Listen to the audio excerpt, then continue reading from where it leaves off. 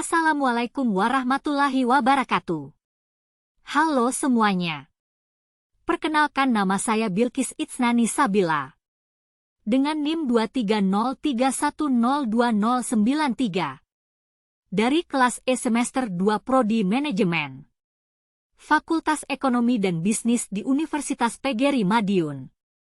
Saya membuat video ini untuk memenuhi tugas mata kuliah pengantar akuntansi 2 saya dengan dosen pengampu Ibu Wiwin Julianti SE, SPD, M.Ak. Di sini saya akan sedikit mengulas mengenai materi pengantar akuntansi 1 yang sudah saya pelajari pada semester 1 dengan dosen pengampu Ibu Dian Citaningtyas Arikadi, SE, MM menggunakan buku Dasar-Dasar Akuntansi Jilid 1 pengarang Al-Haryono Yusuf. Akuntansi adalah proses mencatat, mengelompokkan, meringkas, menganalisis, dan menyajikan informasi keuangan suatu entitas bisa dalam perusahaan, organisasi, maupun individu. Akuntansi dibagi menjadi 2, yang pertama akuntansi publik. Yang kedua akuntansi internal dan akuntansi eksternal. Siklus pada akuntansi yaitu ada transaksi, pencatatan, penggolongan, peringkasan, dan yang terakhir pelaporan.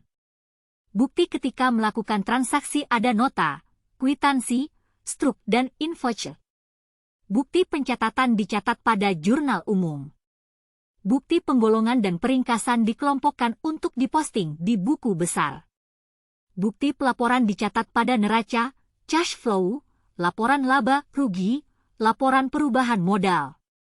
Neraca dibuat minimal 1 tahun sekali per 31 Desember.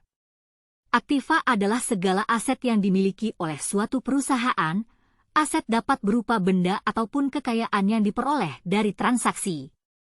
Aset sama dengan utang modal. Ada 2 jenis aktiva. Yang pertama merupakan aktiva lancar.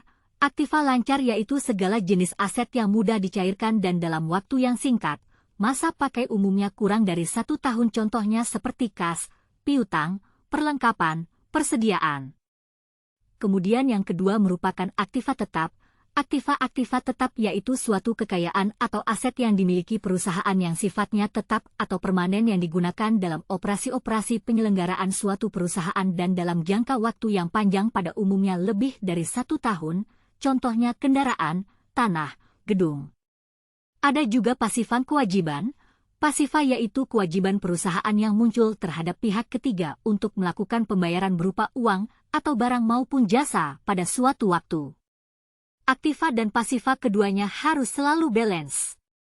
Laporan laba rugi.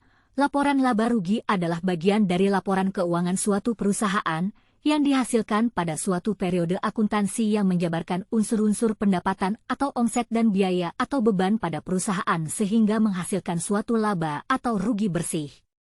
Selanjutnya juga mempelajari cash flow. Cash flow yaitu arus kas yang memperlihatkan adanya perputaran uang masuk dan keluar pada sebuah perusahaan. Kemudian neraca saldo. Neraca saldo adalah laporan yang berisi seluruh jenis nama akun beserta saldo total dari setiap akun. Laporan ini disusun secara sistematis sesuai dengan kode akun yang bersumber dari buku besar perusahaan pada periode tertentu. Berikutnya jurnal penyesuaian. Jurnal penyesuaian adalah jurnal yang dibuat ketika ada perubahan saldo pada suatu akun. Setiap pencatatan terjadinya perubahan saldo pada suatu akun tertentu yang pada akhirnya dapat menunjukkan saldo sebenarnya dan dengan tujuan untuk memilah akun-akun yang masih bercampur sehingga menjadi akun real dan akun nominal. Sekian ulasan yang dapat saya ingat dan sampaikan. Mohon maaf apabila ada salah kata yang saya ucapkan. Wassalamualaikum warahmatullahi wabarakatuh.